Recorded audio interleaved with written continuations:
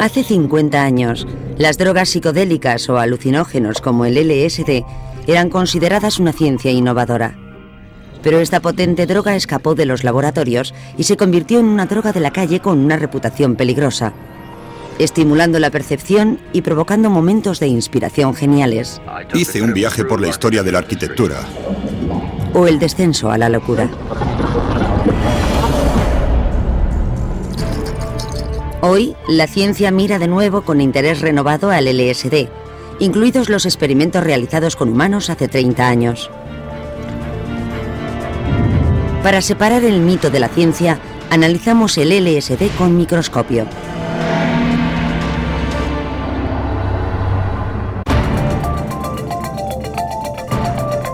Dentro de el LSD.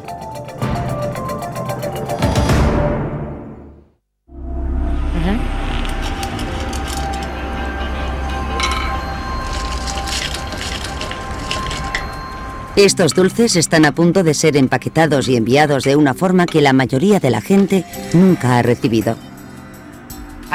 Tengo un amigo al que le gustan muchísimo. Le encantan toda clase de gominolas. Y yo intento enviarle siempre algo divertido en función de sus intereses personales. Esta mujer es traficante de drogas. La llamaremos Alice. Está añadiendo LSD a los dulces. Me encantan los psicotrópicos. Me encanta conectar con la gente con los alucinógenos. Un tapón lleno de esta sustancia inodora e incolora contiene dosis suficientes para 200 clientes. El LSD es una de esas cosas que quieres que todo el mundo pruebe.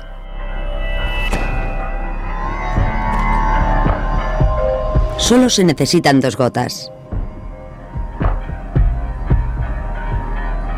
Por el precio de una entrada para el cine, uno de estos dulces te proporciona un viaje psicodélico de 12 horas.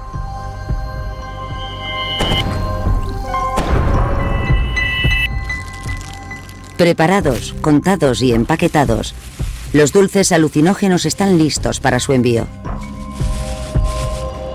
Si lo que les proporciono es realmente bueno y algo con lo que tienen una buena experiencia, eso me hace feliz.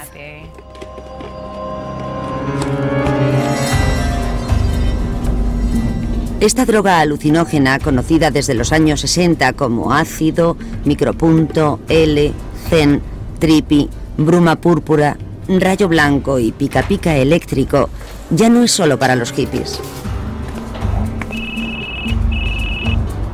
¿Hola? ¿Qué tal?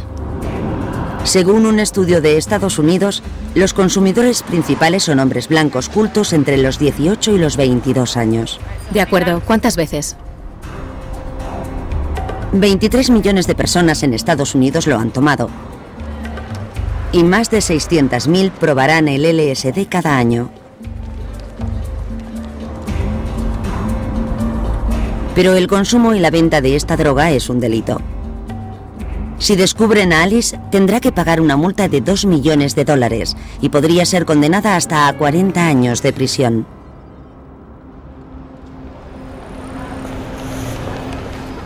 ¿Por qué tantas personas están dispuestas a infringir la ley por esta droga ilegal?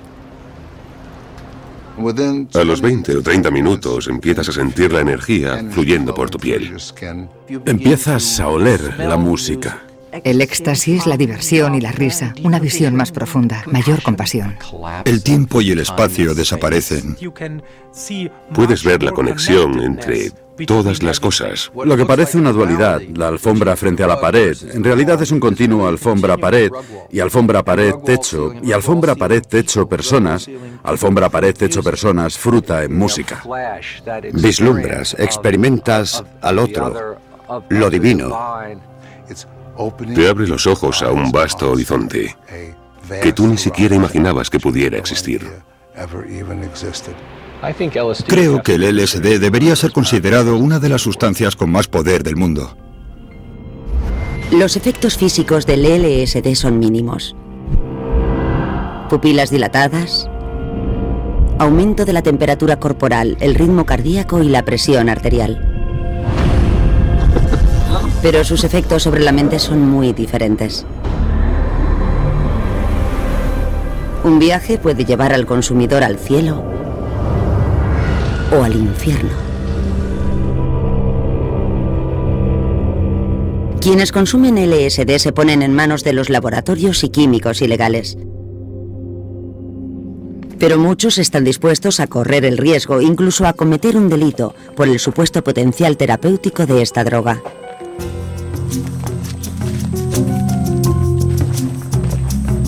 Es justo lo que hace este terapeuta en un aislado bosque californiano. Nos ha pedido que ocultemos su identidad para protegerse de las autoridades. Yo no vendo nada, no comercio con nada. Lo único que hago es proporcionarle a la gente una dosis de esta medicina para que puedan hacer su propia exploración. Y ese es básicamente el riesgo que corro.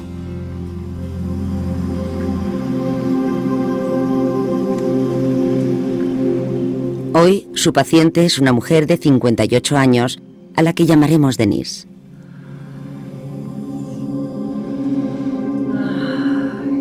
Está en plena sesión de terapia psicodélica por la que ha pagado $300. Hace 40 minutos ingirió una importante dosis de LSD muy puro y muy ilegal. ¿Dónde estás ahora? En un universo de belleza.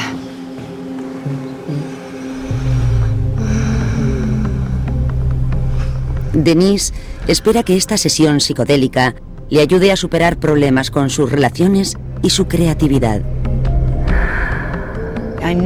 Sé que soy una persona muy creativa y artística y no puedo dejar de hacerlo. Y creo que tiene que ver con algo que me ocurrió en el pasado, heridas que tengo.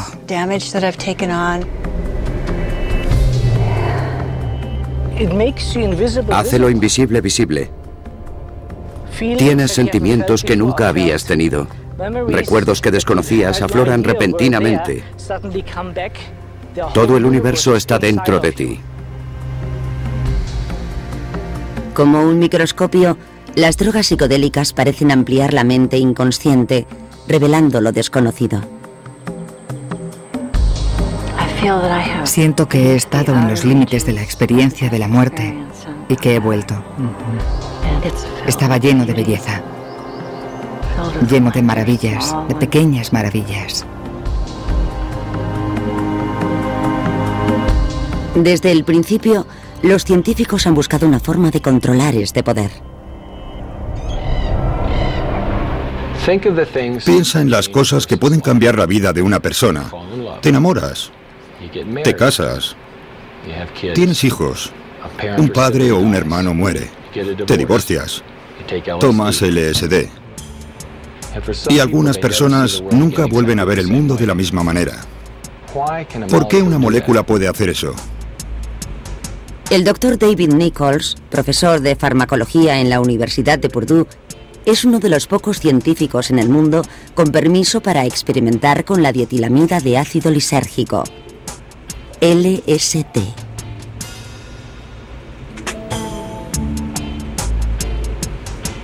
También está autorizado para fabricarlo. Creo que hacemos el LSD más puro del mundo.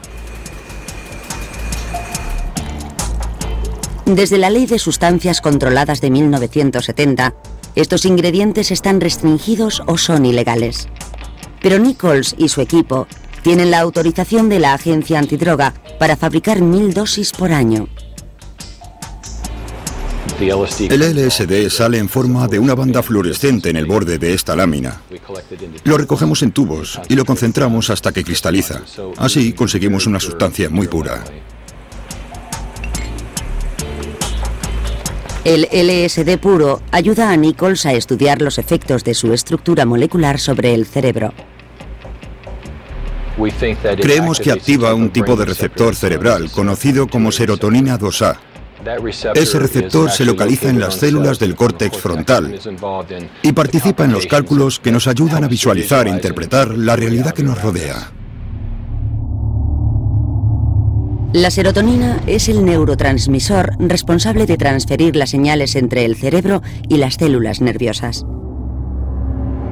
Las percepciones, las emociones, el apetito y el sueño se ven afectados por sus variaciones. La estructura química del LSD es similar a la de la serotonina y encaja casi como una llave en los receptores de serotonina, estimulando su actividad, sutil o profundamente.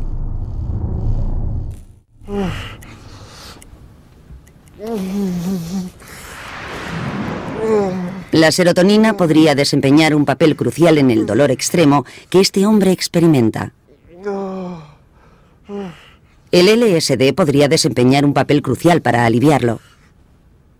Se llama Chuck y padece cefalea cluster o en racimos.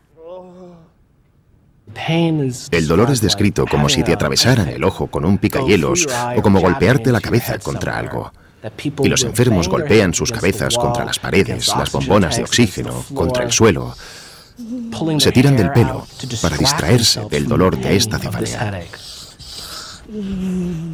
Los científicos no saben cuáles son las causas de la cefalea en racimos, pero creen que podría deberse a anomalías en los vasos sanguíneos, nervios y sustancias cerebrales. No existe una cura y pocos tratamientos proporcionan alivio. El oxígeno reduce la duración de los ataques mediante el estrechamiento de los vasos sanguíneos, pero se necesitan 2,5 tanques de oxígeno para que la cefalea remita. Te arruina la vida, destruye tu trabajo. Yo mismo y prácticamente todos los enfermos quieren estar solos. Pero algunos pacientes han encontrado ayuda ilícita en drogas psicodélicas como el LSD y la psilocibina, el componente psicoactivo de los hongos mágicos. De acuerdo con las investigaciones del psiquiatra de la Facultad de Medicina de Harvard, John Halpern, basadas en 53 casos, las drogas psicodélicas demostraron ser más eficaces previniendo y evitando la cefalea en racimos que los medicamentos legales prescritos. Pero son ilegales y para Chuck están fuera de su alcance. Le prometí a mis 2 hijas que nunca tomaría una droga ilegal. No hago promesas a la ligera y es un compromiso que tengo con ellas. Y descubrimos que funciona. Halpern y sus colegas de la Facultad de Medicina de Hannover, en Alemania, probaron una forma de LSD no psicodélico llamado bromo con 6 enfermos de cefalea en racimos.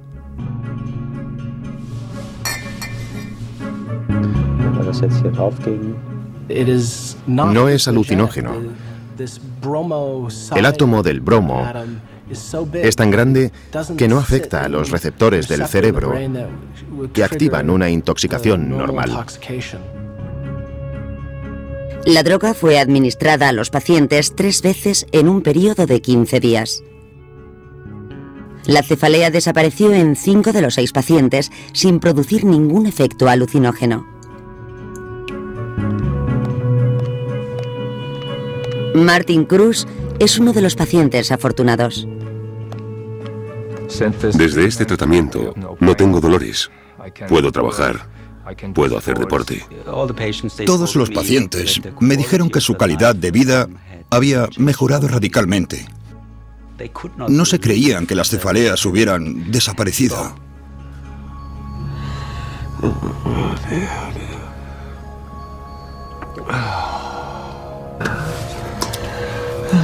Otra vez no. Pero no se han realizado más estudios para administrar LSD, psilocibina o incluso bromo no alucinógeno a otros pacientes. De momento, los enfermos como Chuck tendrán que seguir confiando en sus tanques de oxígeno. Es un largo camino, porque no vamos a conseguir apoyo federal para investigar el uso terapéutico de una droga que está considerada una sustancia ilegal, dañina, al menos de momento. Con buenos datos, eso podría cambiar. Si se pudieran eliminar los efectos alucinógenos, conseguiríamos que se legalizara su uso. Y si consiguiéramos eso, sería un auténtico salvavidas. No es una cura. Sabemos que no es una cura. Es un paliativo, pero un gran paliativo. Para los científicos sigue siendo un misterio la causa por la que la molécula del LSD alivia la cefalea. Incluso el descubridor del LSD se quedó perplejo por sus potentes efectos cuando accidentalmente se topó con ellos. 1938. El químico Albert Hofmann trabaja en los laboratorios de la empresa farmacéutica suiza Laboratorio Sandoz en busca de un estimulante respiratorio. Y descubre una molécula de la que sabía que estrechaba los vasos sanguíneos, llamada ergot o cornezuelo, un hongo que crece en el centeno silvestre. Después, sintetiza un derivado del ergot denominado dietilamida de ácido lisérgico. 5 años más tarde, mientras investiga, una minúscula partícula de este compuesto toca su piel y entra en su torrente sanguíneo. 40 minutos después, empieza a sentir los efectos. Intrigado, toma una dosis mayor y cuando vuelve a casa en su bicicleta, Hofmann experimenta el primer viaje de LSD del mundo.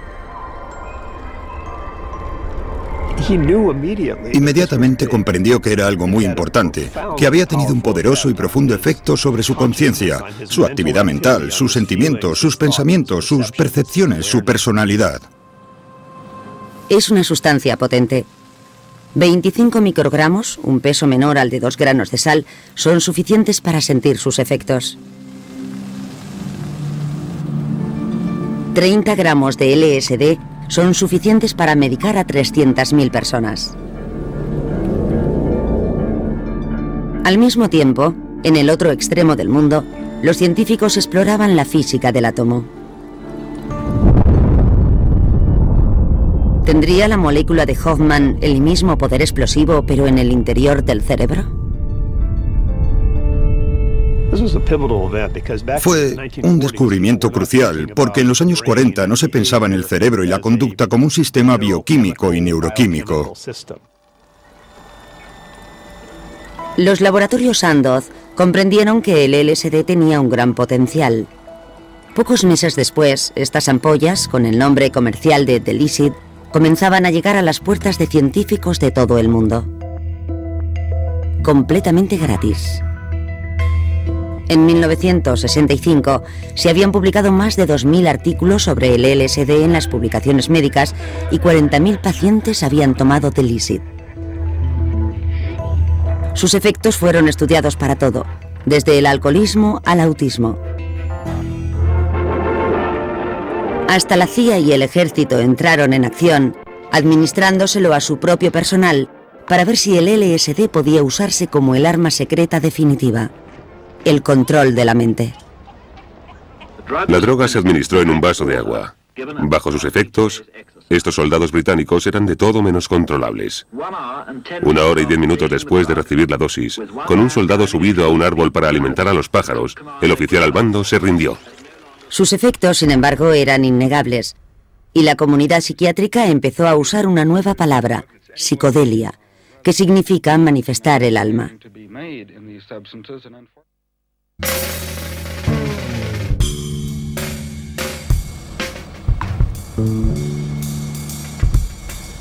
En Menlo Park, California, otro grupo de científicos se preparaba para descubrir qué más podía hacer el LSD.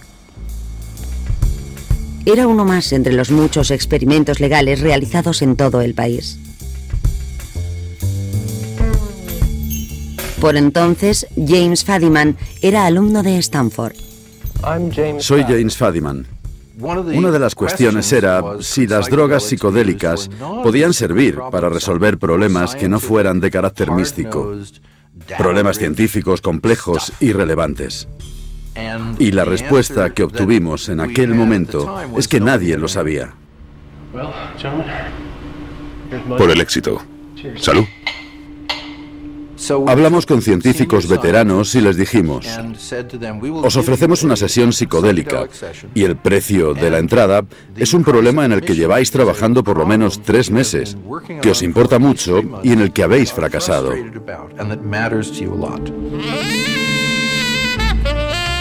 Sus problemas incluían desde ecuaciones científicas abstractas hasta arquitectura práctica y diseño de muebles. Les dimos un alucinógeno, algunas horas para que se relajaran y estuvieran tranquilos, y después les dijimos que era hora de trabajar en sus problemas, y se pusieron manos a la obra. Yo hice un viaje por la historia de la arquitectura y visité y vi varias ciudades y lugares. Todos los participantes afirmaron que con concentración y un objetivo, el LSD les había permitido enfocar su problema desde una nueva perspectiva y les había animado a explorar sus ideas con una mayor libertad. ¿El resultado? Nuevas patentes, nuevos productos, teorías ampliadas y mejoradas, investigaciones publicadas y, lo más importante, durante las siguientes semanas, según los científicos, su nivel creativo mejoró notablemente.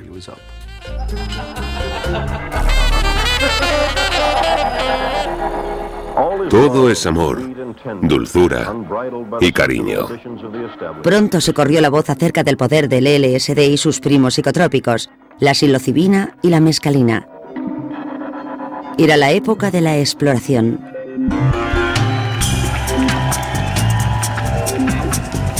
Los niños nacidos en los formales años 50 rechazaban el status quo. Las protestas contra la guerra de Vietnam y la lucha por los derechos civiles alimentaban las críticas al gobierno y las convenciones sociales. Dirigidos por líderes carismáticos como Ken Kesey, el poeta Allen Ginsberg Significa que el LSD es un útil catalizador social. y el psicólogo de Harvard, Timothy Leary, Entra. Sintoniza. Desconecta. cientos de miles entraron en todo el mundo.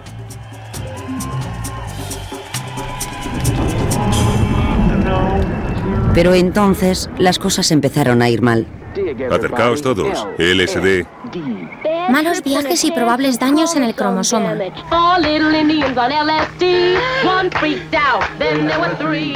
Aparecen informaciones de que el LSD causa la locura, defectos de nacimiento y suicidios, y que puede incluso conducir a la gente a cometer asesinatos. En 1965, el gobierno de Estados Unidos comienza a prohibir los estudios científicos en todo el país. El de Fadiman es uno de ellos. En mitad de nuestra séptima sesión, aproximadamente justo al mediodía, llegó una carta certificada del gobierno federal.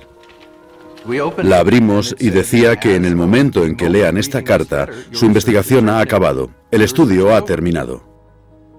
Yo cogí la carta y miré a mi alrededor, sabiendo que en la habitación de al lado teníamos a 4 científicos en plena sesión psicodélica pensando en problemas importantes. Y le dije al grupo, creo que hemos recibido esta carta mañana. 5 años después, el gobierno federal la clasificó como droga de tipo 1, alegando que no tenía ninguna utilidad médica. La investigación se topó contra un muro y se detuvo. Y aquella fue la última investigación en 40 años. A finales de los años 60, el LSD abandonó los laboratorios y llegó a la calle, de la que nunca salió.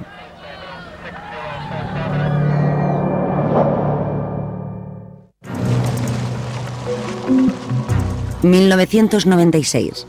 Casi 3 décadas después de que el LSD fuera declarado ilegal, la Real Policía Montada del Canadá encontró un laboratorio clandestino. Diclorometano, que se emplea como disolvente. Buenos días. Hola. Este es el hombre que dirigía aquel laboratorio. ¿Cómo estás?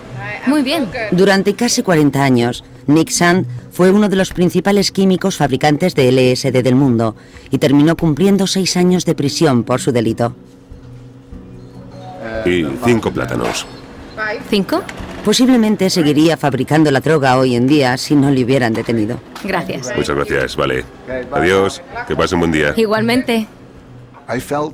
Sentía que el trabajo que hacía era tan importante para la humanidad que estaba dispuesto a arriesgarme siendo el alquimista oculto en su laboratorio creando sustancias químicas. Esta es la primera vez que Sand habla para la televisión sobre sus laboratorios ilegales, como el que vemos en estas imágenes de los años 70 poco conocidas.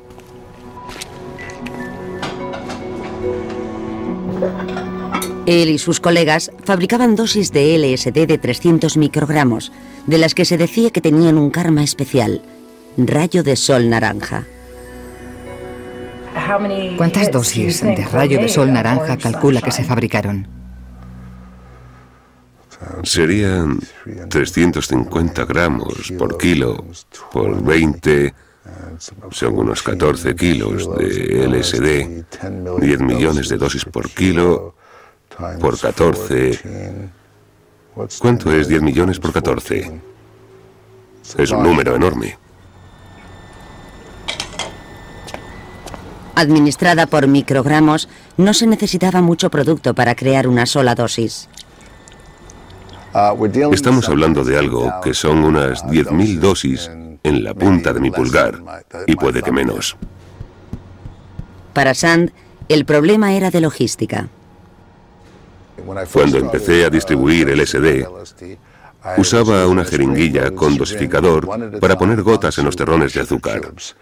Preparar 1000 dosis nada más llevaba todo el día y toda la noche. No solo suponía un proceso tedioso. Cuando los químicos se dieron cuenta de que sus sentencias en prisión podían depender del peso de sus dosis, buscaron un método más ligero de distribución, el papel secante. Con un promedio de 900 dosis por página, era fácil de mojar, secar y distribuir.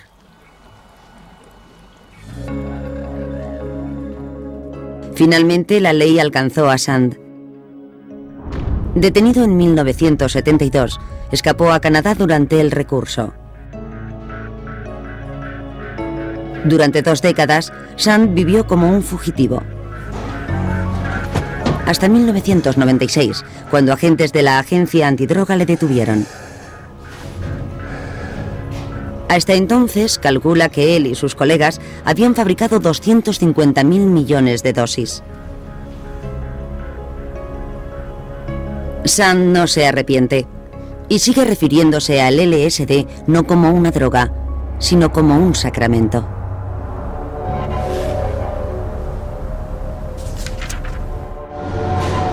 Nick Sand cree en el poder de los psicotrópicos para expandir la mente. ¿Pero está de acuerdo la ciencia?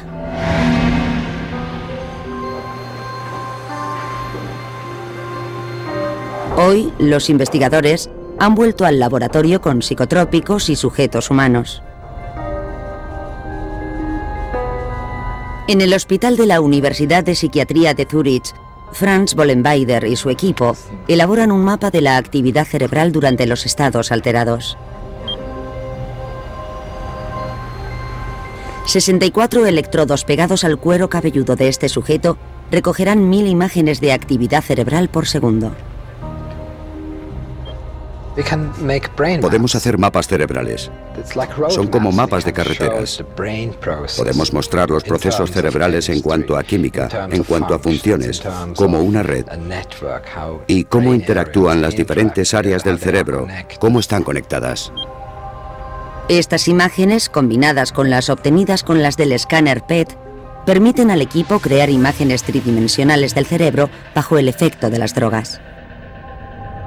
En una mente con alucinaciones, las sustancias psicodélicas estimulan en exceso los receptores de serotonina del córtex y las estructuras profundas del cerebro.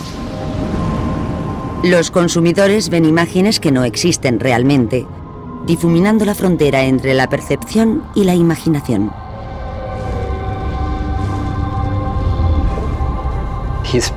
Su cerebro está produciendo una imagen interior de la experiencia del mundo. Puede ser una pequeña historia, una película corta, puede ver personas u objetos.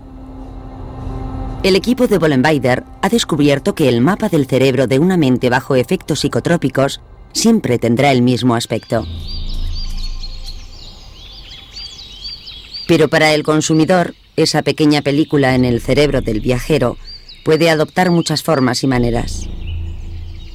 Desde lo sublime a lo horripilante. Incluso una viajera experimentada como la traficante Alice puede tener un mal viaje. Estaba en una fiesta psicodélica y había unas 200 personas. Tomé demasiado LSD, me lo estaba tomando y una de mis amigas me puso más en la bebida. Sentí que mi cuerpo moría, yo me moría. Descubrir que no estás conectado con tu cuerpo resulta aterrador. Que has perdido la noción del tiempo resulta aterrador. Estaba tan colgada de LSD que no tenía ni idea de dónde estaba. Vives tu más horrible pesadilla mientras estás despierto. Todo era como un caleidoscopio y empecé a caminar y llegué a barrios donde probablemente no era seguro que estuviera sola. Conforme el miedo se acumula, se convierte en algo aterrador. Las lágrimas inundaban mi cara. Se convierte en una pesadilla. Creía que todo era una amenaza, que todos me observaban y perdía el control. Si no estás con gente en la que confías y miras a la gente y te miran a ti y te parece peligrosa y muy ignorante, te puedes volver paranoico, aumentando el nivel de miedo, haciendo que te sientas aterrorizado y que desees que se acabe pronto, pero no se acaba.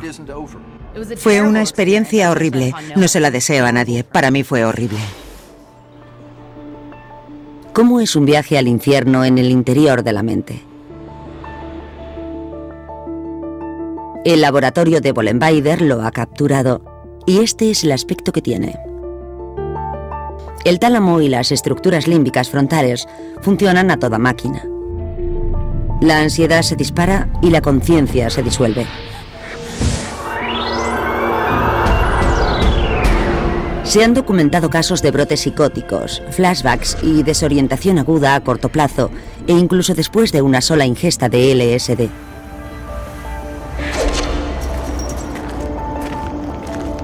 Y dado que los consumidores lúdicos no controlan ni la dosis ni la pureza del ácido en el mercado negro, tomarlo es jugar a la ruleta rusa química. Cuando estas sustancias son usadas por las personas equivocadas en condiciones peligrosas, pueden ser potencialmente dañinas. Una pequeña minoría que tenga un mal viaje puede que no regrese, que nunca vuelva. Puede provocar un estado psicótico. Los científicos fueron testigos de esos efectos en los primeros estudios antes de que el LSD fuera ilegal.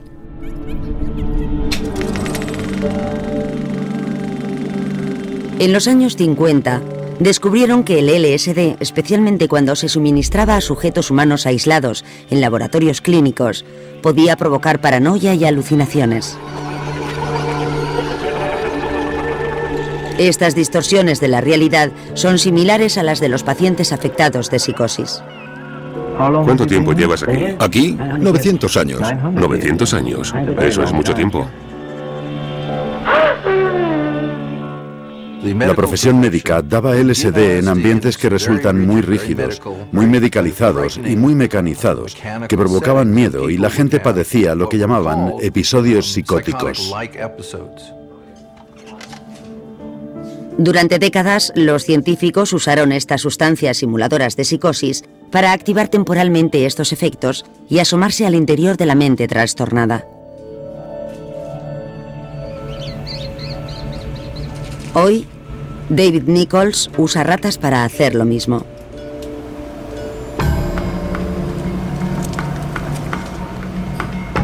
Les suministra 160 microgramos de LSD puro, no una vez, sino todos los días durante meses.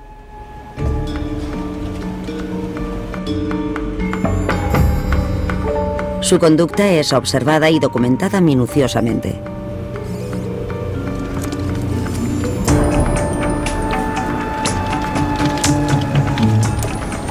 Tras la ingesta intensiva, las ratas comienzan a evitar el contacto social y rechazan su agua azucarada, indicando que ya no buscan el placer. Se mueven deprisa y se asustan con facilidad. Los esquizofrénicos se retraen de la sociedad, muestran ese aislamiento social y observamos lo mismo en las ratas. Se hacen mucho más activas, se hacen mucho más agresivas, y ese es otro síntoma que comparten con la esquizofrenia. ¿Eso significa que el LSD puede provocar esquizofrenia o simplemente imita alguno de sus efectos? Existen casos de personas que han tomado LSD u otros psicotrópicos y han sufrido un trastorno psiquiátrico prolongado y esquizofrenia. El consenso en la literatura médica especializada es que eso no le sucede a la gente que no está predispuesta a la enfermedad, que es alguien que habría desarrollado la esquizofrenia o la enfermedad de todas formas. La conducta de las ratas tratadas con altas dosis de Nichols imita a la esquizofrenia también, que está ayudando a la investigación para su cura. El genetista Charles Nichols es hijo y colaborador de David Nichols. Investiga los cambios genéticos subyacentes en estas conductas.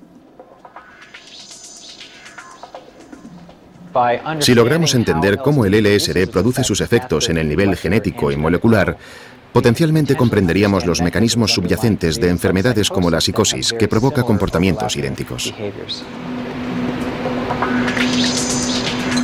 Si conseguimos adelantarnos a la aparición de la esquizofrenia y descubrir sus causas, entonces creo que podremos elaborar medicamentos para intentar detenerla. Tanto las enfermedades mentales como las drogas psicodélicas afectan a la forma en la que el mundo es percibido. Un simple truco de magia nos muestra por qué. Lo llaman el estudio de la máscara hueca. Trata de la forma en que nuestra mente nos engaña acerca de lo que ven nuestros ojos.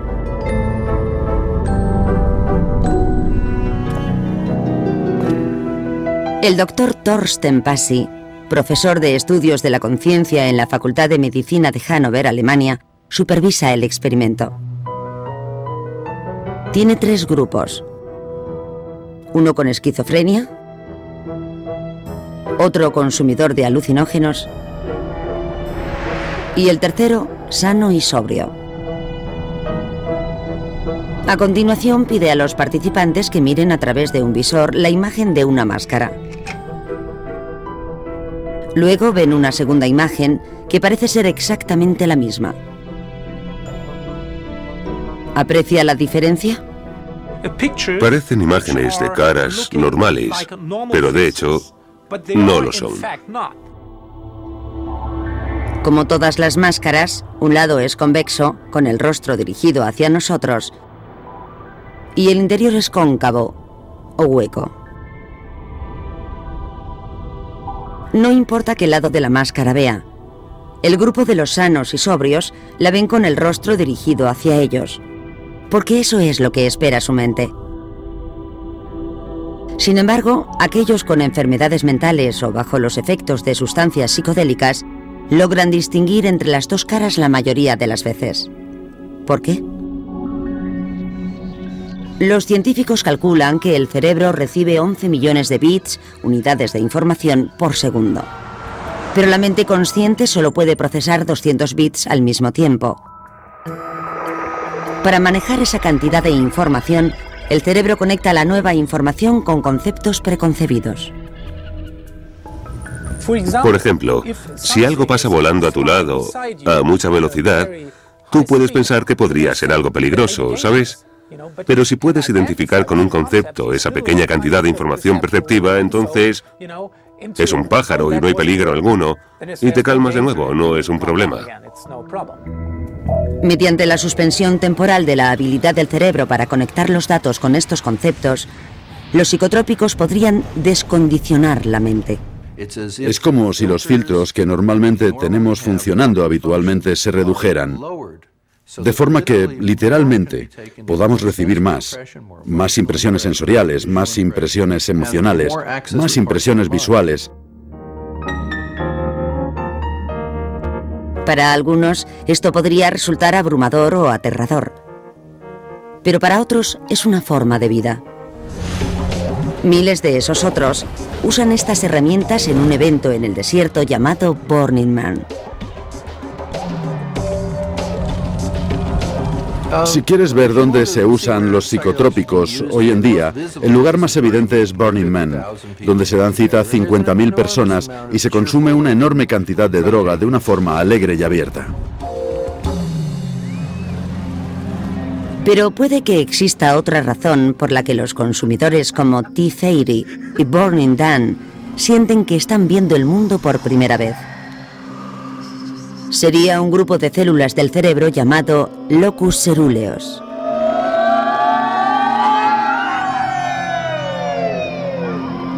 Nichols le llama el detector de novedades. Lo que sucede habitualmente es que cuando vemos algo nuevo en el ambiente se activa de forma inmediata. Las células se activan rápidamente. Por ejemplo, si estamos sentados en una habitación tranquila como esta y alguien deja caer una botella de vidrio al otro lado de la habitación, todos lo oímos inmediatamente, porque el locus ceruleus se activa y dirige nuestra atención hacia ella. Las drogas psicodélicas amplifican esta reacción ante la novedad. Este efecto hacia lo novedoso causado por los psicotrópicos puede utilizarse para ayudar a aquellos en situaciones desesperadas a comenzar de nuevo y a ver la vida de otra forma. ¿Te parece bien? Sí. Vale, estupendo. Ahora túmbate y relájate. Y siente la experiencia.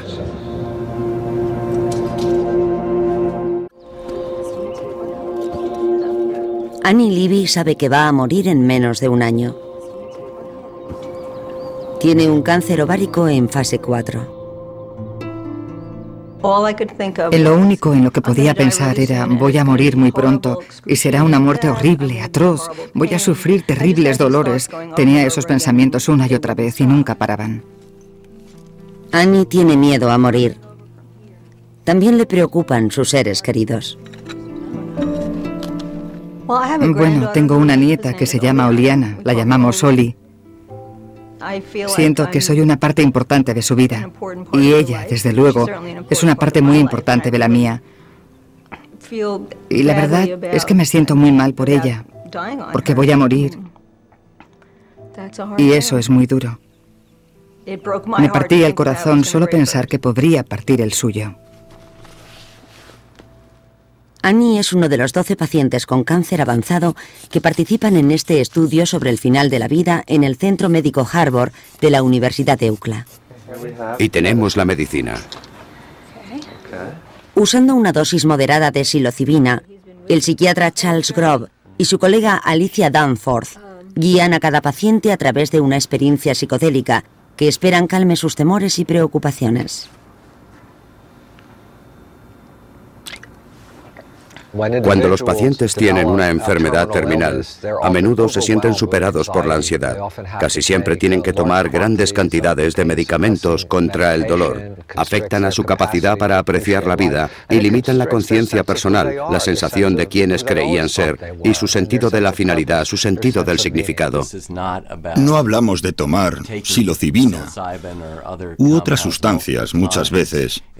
Se trata de orquestar, si puedes, una única y profunda experiencia transformadora que dé lugar con el tiempo a un crecimiento y a un cambio en la conducta.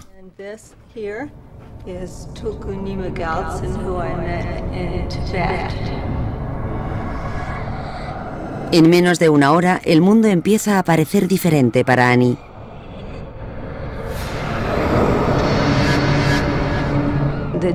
La droga empezó a hacer efecto.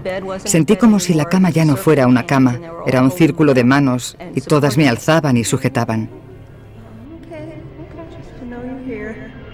Estoy bien, solo saber que estás aquí, y me sentí como siempre hubiera estado así y que siempre me sujetarían así. La fe había regresado a mí, fe en que hay algo ahí fuera.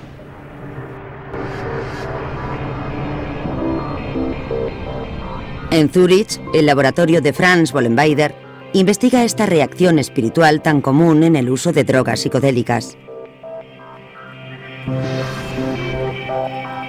Estas drogas activan el área frontal del cerebro responsable del sentido del yo, mientras que la amígdala, esencial para procesar el miedo y la ansiedad, se apaga, dando lugar a lo que Bollenweider llama infinitud oceánica.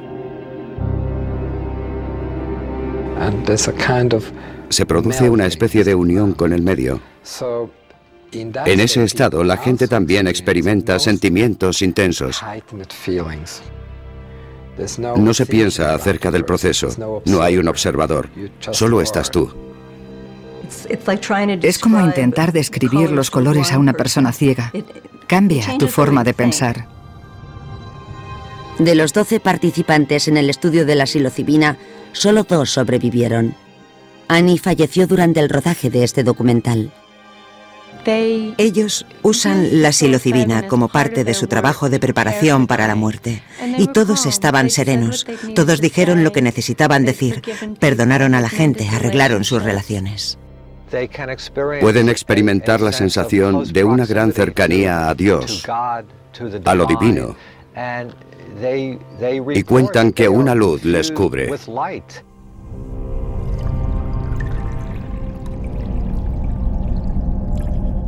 Albert Hofmann, el hombre que creó esta molécula, advirtió: usado de forma incorrecta, el LSD puede hacerte daño, alterarte, enloquecerte. Pero Hofmann también dijo que el LSD es una herramienta para convertirnos en lo que se supone que deberíamos ser. Existe esta clase de sustancias, las psicodélicas, que han permanecido intactas. Las estamos sacando del congelador después de 30, 40 años sin haberlas estudiado clínicamente. Y hacer eso es algo increíblemente emocionante y apasionante. Estamos a punto de descubrir muchas cosas. Estas sustancias son herramientas extraordinarias, y si nos permiten explorarlas en condiciones legales y seguras, creo que su potencial es asombroso. La única diferencia entre un medicamento y un veneno es la dosis. Y no se puede negar que eso se aplica a todas las sustancias. Incluso la heroína se usa para tratar el dolor. Nadie puede decirme que los psicotrópicos no tienen un uso médico. Nosotros solo tenemos que descubrirlo. Si los psicotrópicos evolucionan a partir de ahora como agentes de curación o de abuso, es algo que aún está por ver.